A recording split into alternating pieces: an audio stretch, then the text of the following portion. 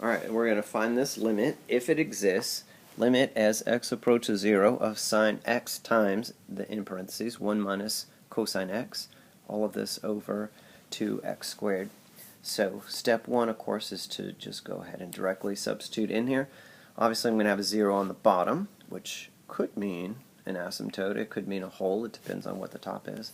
So across the top here, if I plug in 0 for sine, sine of 0 is 0. Doesn't really matter what this one is. It's also a 0 because cosine of 0 is 1. 1 minus 1 is 0. So we have 0 over 0, which is indeterminate.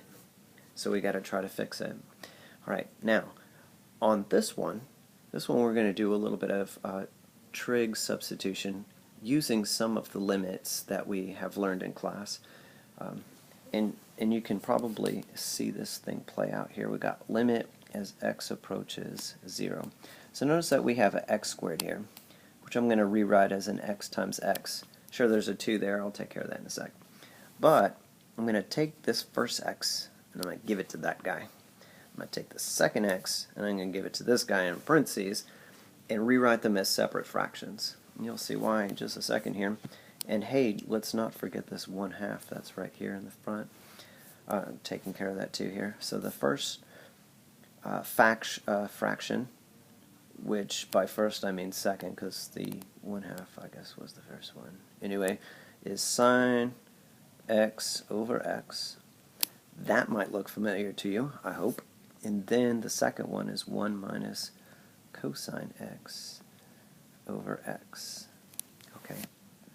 Now, we have this theorem that if we have a product of different functions we're taking the limits of, if we know the limits of each individual piece, we can just multiply those things together. And we should know what these limits are, because the limit of 1/2, that constant is just a half. The limit of sine x over x, we learned in class that part is 1. And we proved that one with the squeeze theorem. It was quite enjoyable. And then this last one here, I just gave it to you.